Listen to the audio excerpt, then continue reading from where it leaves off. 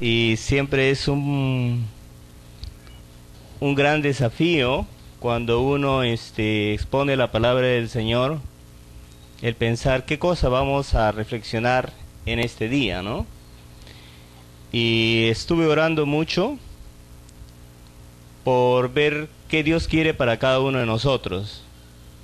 Y uno de los textos que movió bastante mi corazón fue Colosenses, que quisiéramos leerlo.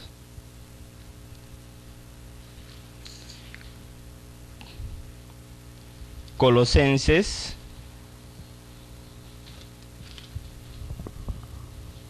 capítulo 4, desde el capítulo 3 hasta el 3:19 más o menos en adelante, hay un párrafo que se llama Deberes Sociales de la Nueva Vida. Y en estos deberes sociales de la nueva vida hay como una cuña ahí incrustado acerca del tema de la oración, que es el tema que nos convoca todos los días y especialmente estos días, el día martes. Y dentro de esta cuña, que uno no lo puede encontrar en el capítulo 4, versículo 2, 3 y 4, los versículos 3 y 4 hacen una alusión bastante clara acerca del tema en el cual Atocri tiene mucho que ver, ¿no? Que es el tema de la oración misionera. Cuando uno empieza a leer el libro de los Colosenses, ¿no? Y comienza a revisar los estudios que hay sobre el libro de los Colosenses, lo primero que tenemos que decir es que no hay una unidad respecto a en qué fecha se escribió esta carta, ¿no? Hay mucho debate acerca de qué fecha se escribió, ¿no? Aunque la mayoría de los estudiosos están de acuerdo en que se debería situar más o menos entre el año 60 a 61 después de Cristo. Y es interesante cuando uno hace el estudio comparado de las epístolas paulinas, ¿no es cierto?, ver la gran ligación que hay entre la epístola a los Efesios y la carta a los Colosenses. Es más, ¿no es cierto?, parecieran como un calco muchas veces. Y justamente, ¿no es cierto?, cuando uno lee el capítulo 4, versículo 3, adelante, y lee Efesios 6, 19 y 20, ¿no es cierto?, pareciera que fueran dos cartas con un mismo sentido, con un mismo destinatario, pareciera. Cuando uno revisa la historia de la iglesia, ¿no es cierto?, uno puede encontrar que la iglesia, ¿no es cierto?, en su corta existencia, empieza a tener acusaciones de infiltraciones de doctrinas, ¿no es cierto?, que desviaban el verdadero propósito del Evangelio. Y es muy probable que Pablo, cuando empieza a proclamar el Evangelio a muchas personas, ¿no es cierto?, tenga problemas de recepción del Evangelio, porque él predicaba una cosa y es muy probable que había otras personas que estaban enseñando otras cosas. Entonces es muy probable que él haya tenido mucha dificultad para transmitir el Evangelio, a tal punto que es muy probable que Pablo mismo se haya puesto muchas veces a reflexionar sobre lo que él mismo estaba enseñando en las iglesias, ¿no? Es como que cada uno de nosotros, después de predicar, los que predican, se ponen a pensar y dice, ¿qué es lo que estoy enseñando, no? ¿Estoy enseñando realmente lo que Dios quiere? ¿O no lo estoy haciendo? Cuando escribe la epístola, probablemente Pablo está preso, después de haber pasado muchos problemas, como él mismo lo indica, en azotes, sin números, en cárceles más, en peligros de muerte, De los judíos 5 veces he recibido 40 azotes, 3 veces he sido azotado con varas, 1 vez apedreado. Y bueno, Pablo describe a sí mismo su situación, ¿no es cierto?, como una situación crítica, como una situación de dificultad, de problemas. Los judíos lo buscaban a Pablo para matarlo. 70 judíos habían dicho, ¿no es cierto?, no vamos a comer hasta que nosotros veamos a Pablo muerto. Y por eso es que Pablo, ¿no es cierto?, apela también al César, ¿no es cierto? Vamos a centrarnos en solamente 2 textos. Colosenses capítulo 4, versículo 3 y 4. Dice, orando también al mismo tiempo por nosotros, para que el Señor nos abra puerta para la palabra, a fin de dar a conocer el misterio de Cristo, por el cual también estoy preso, para que lo manifieste como debo hablar. Hay 2 aspectos, ¿no es cierto?, o hasta 3 aspectos que personalmente me llaman la atención a mí aquí. La primera, ¿no es cierto?, es la súplica de Pablo. La súplica que hace a los colosenses, ¿no? Empieza Pablo diciendo en el versículo número 3, orando también al mismo tiempo por nosotros. Esa no es, sin embargo, ¿no es cierto?, una súplica aislada. Porque en Romanos 15:30, Pablo ya había dicho, ¿no? Os ruego para que me ayudéis orando a mí por Dios, para que sea librado de los rebeldes. En Tesalonicenses había dicho, hermanos, oren por nosotros. En 2 de Tesalonicenses 3:1 dice, orad por nosotros, dice. Pablo frecuentemente pedía, ¿no es cierto?, a la iglesia que ore por él. Pero no solamente por él, sino por todos los que estaban involucrados en la obra de Dios.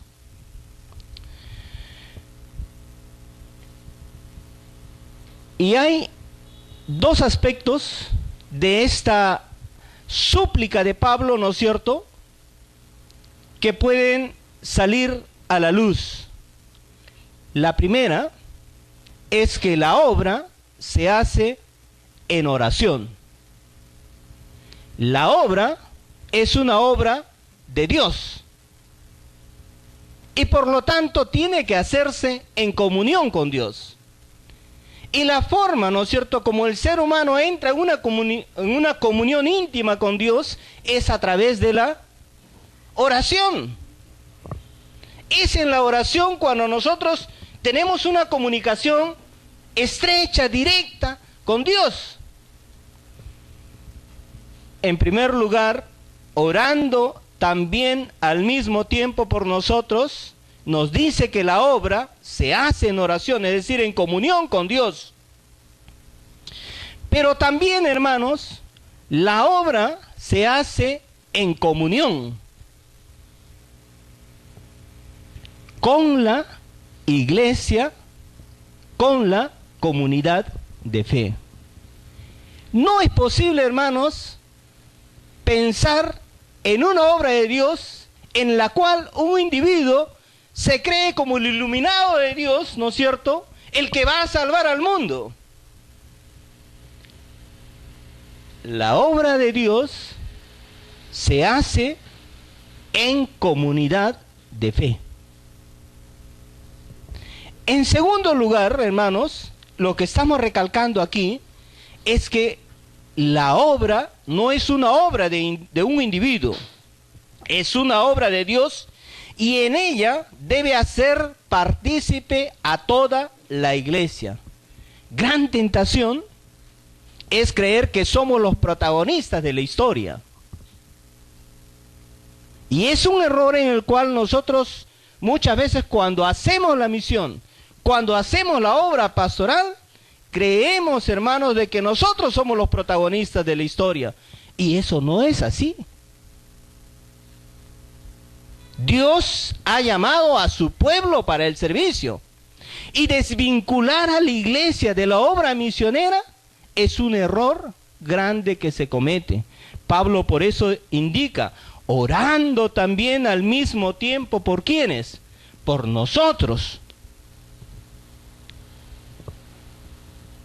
La pregunta es, ¿debe la iglesia ser copartícipe en la obra misionera?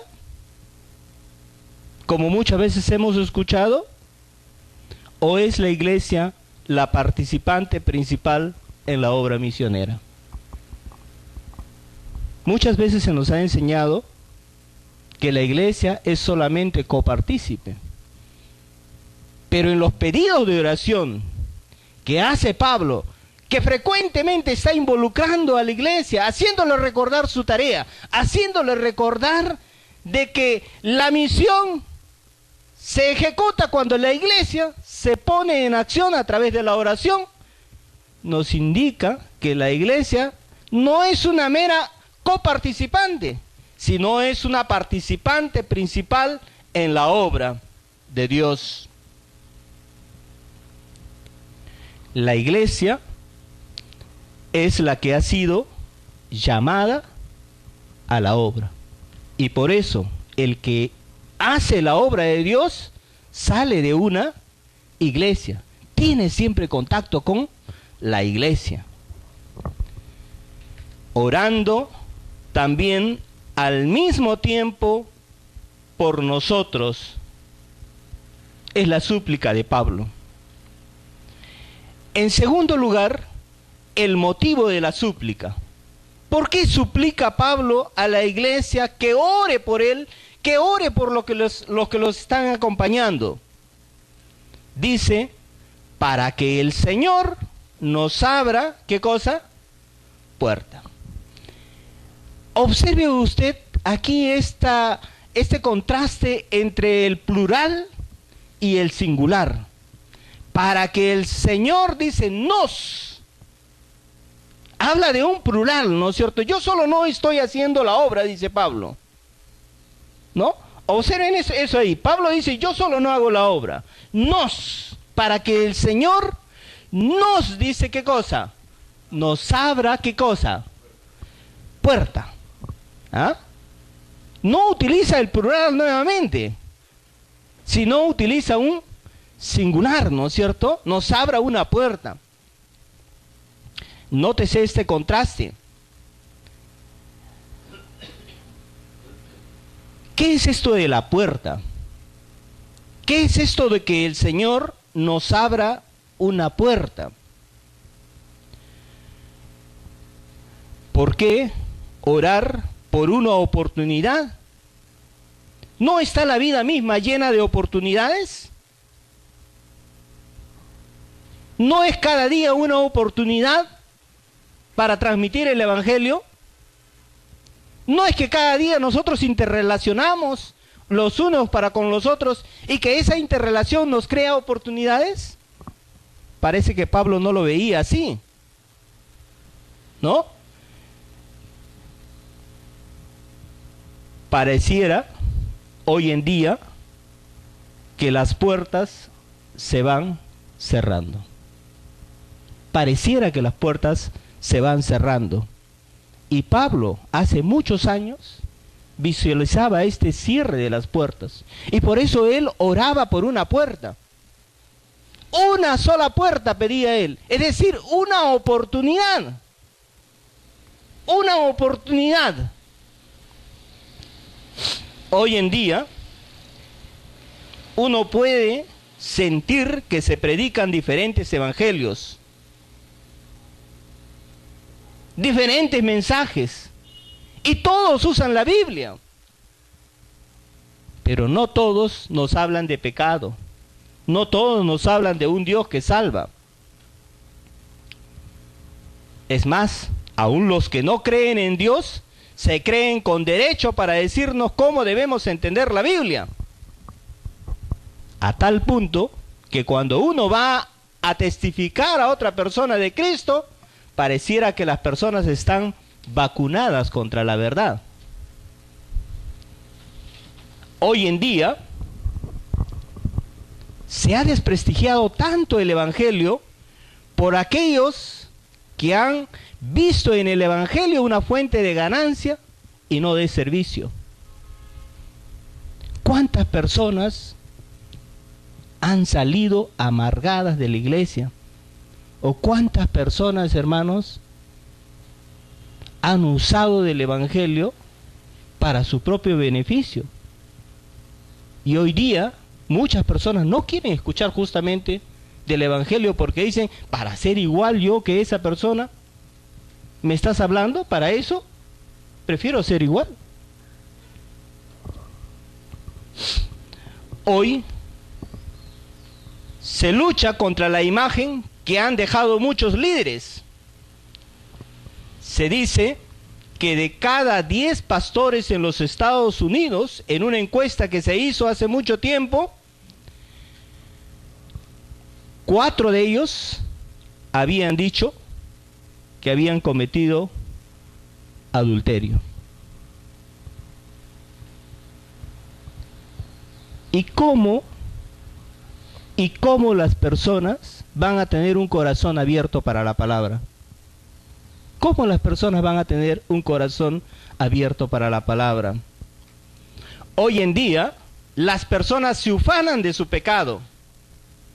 En San Diego hay un club de nudistas que tiene un gran letrero que dice, nosotros no creamos el pecado, solo lo perfeccionamos, dice, ¿no? Y la gente se ufana de vivir en el pecado. Hoy hemos podido ver inundado carteles en Lima de las llamadas parejas imaginarias, ¿no?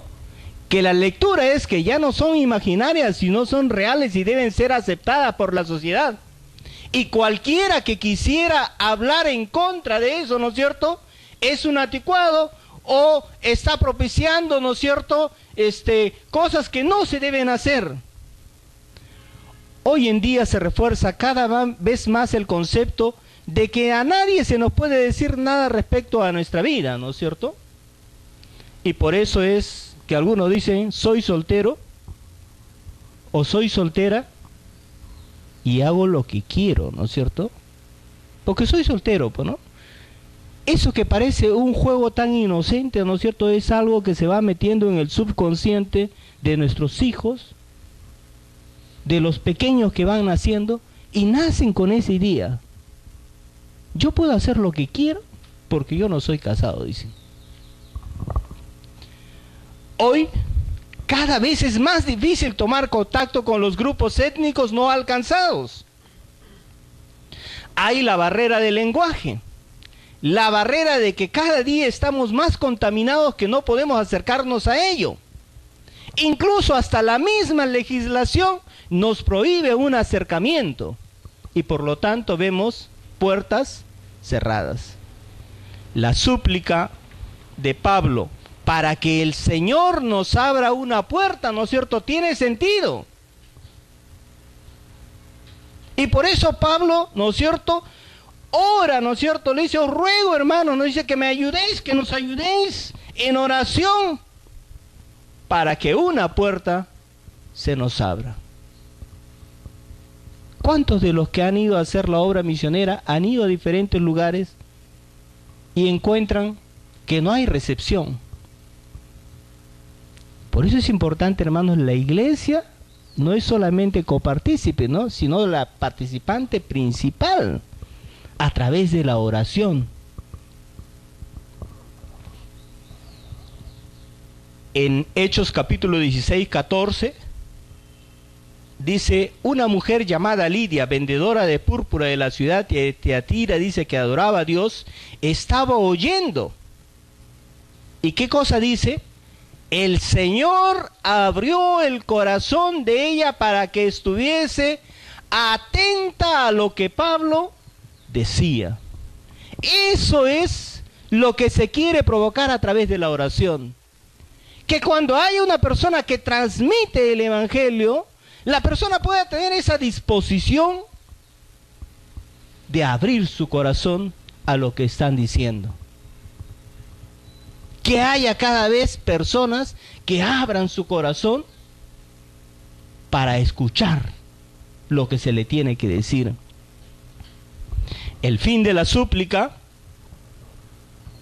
Pablo dice que se abra la puerta, pero ¿para qué? Para la palabra, dice Pablo, ¿no? A fin de dar a conocer el misterio de Cristo por el cual estoy preso. ¿Y cuál es ese misterio de Cristo por el cual estaba preso? Pablo mismo va a decir que Cristo murió por nuestros pecados conforme a las Escrituras, y que fue sepultado y que resucitó al tercer día conforme a las Escrituras, y que apareció a Cefa y después a los 12, y después apareció a más de 500 hermanos a la vez, de los cuales muchos aún viven y otros duermen. Y después de esto apareció a Jacobo y después a todos los apóstoles, y al último de todos, como un abortivo, me apareció a mí. ¿Qué es esto de abrir puertas para la palabra?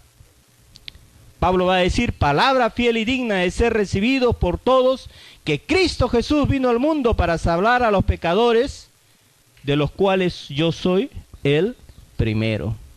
En otras palabras, Pablo estaba diciendo que cuando una puerta se abre, no me predique yo, sino predique ¿a quién? A Cristo. Porque era la tentación de predicarse a sí mismo. ¿Cuántas cosas no había pasado Pablo? ¿Cuántas penas, cuántos dolores? Y no era una tentación para Pablo decir: ¿saben qué, hermanos? Miren, yo hice esto, yo hice lo otro, y al final se encontraba con que él estaba predicándose a sí mismo y no estaba predicando al Cristo.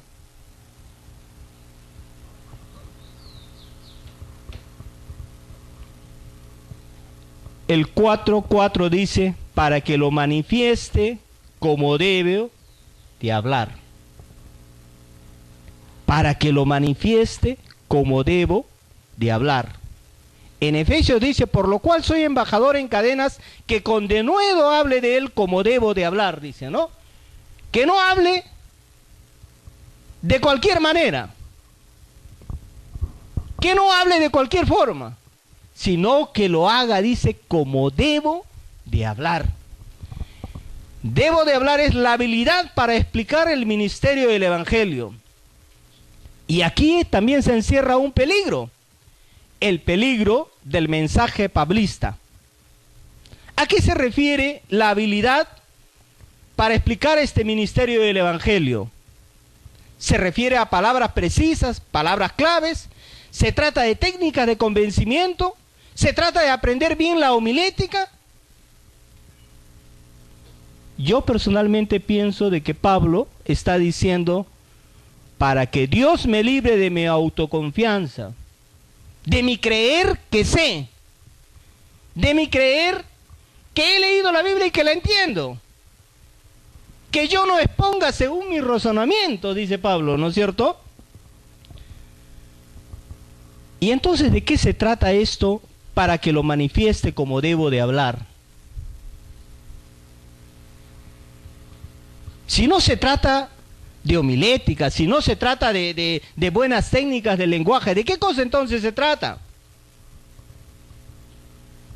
Debemos alinearnos a lo que Jesús dijo, que predicar es manifestar lo que el Espíritu Santo nos va indicando. Pero yo os digo la verdad, dice Jesús: os conviene que yo me vaya, porque si no me fuera, el Consolador no vendría a vosotros, mas si me fuere, os lo enviaré.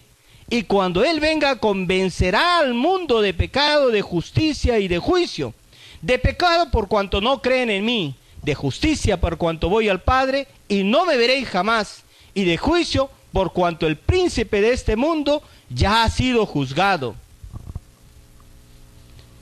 Pablo está diciendo, ¿no es cierto?, que lo manifieste como debo de hablar. No con mi sabiduría, no con mi razonamiento, no con mi lógica, sino con el Espíritu Santo que hable de mí. No os preocupéis por cómo o qué hablaréis, porque en aquella hora os será dado lo que habéis de hablar, porque no sois vosotros los que habláis, sino el Espíritu de vuestro Padre que habla en vosotros. Gran riesgo en esos tiempos en los cuales nos ponemos a estudiar la palabra de Dios es depender del intelecto, olvidando el espíritu. Y por eso tiene mucho sentido cuando en el versículo número 3 Pablo dice: orad también al mismo tiempo por nosotros. La obra de Dios es una obra del Espíritu Santo, que convence de pecado, que convence de injusticia al ser humano, que lo hace sentir de que no está bien con Dios. No es una obra del que predica, que es una de las tentaciones. Pablo va a expresar esta interacción humano-divina en el capítulo 1, versículo 28 y 29. A quien anunciamos amonestando a todo hombre, dice, y enseñando a todo hombre en toda sabiduría, a fin de presentar perfectos en Cristo Jesús a todo hombre, para lo cual también dice, trabajo, dice Pablo, luchando, dice, según la potencia de Él, dice Pablo, ¿no? Trabajo luchando según la potencia de Él, la cual actúa, dice Pablo, poderosamente en mí. Hermanos, la iglesia es la principal participante en la obra misionera, hermanos. Y no debemos dejar que la iglesia piense que es un actor secundario. No lo es. La obra es una obra del Espíritu que se hace en oración y dejándose guiar por el Espíritu Santo. Si esto no sucede así, se pueden abrir puertas, pero la palabra del Señor nunca va a calar en el corazón humano. Nunca va a calar en el corazón humano. Muchas veces, hermanos, se ha predicado la palabra, pero no hemos dejado que el Espíritu guíe. No desperdiciemos, hermanos, las oportunidades que Dios nos brinda y oremos cada día por oportunidades de anunciar el Evangelio. Dios les bendiga, hermanos.